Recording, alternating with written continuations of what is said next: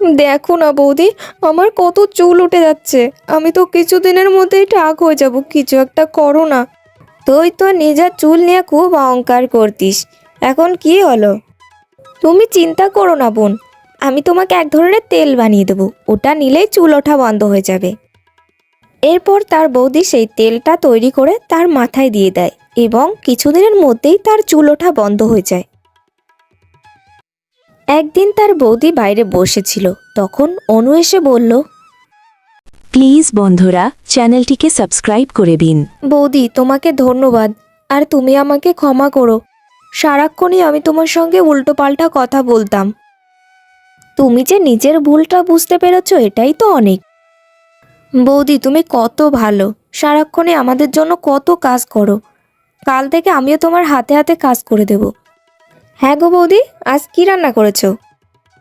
তোমার পছন্দের জিনিস, পায়েস রান্না করেছি। ও বৌদি, আমার তো খাওয়ার জন্য এখনই লোভ হচ্ছে। চলো তবে।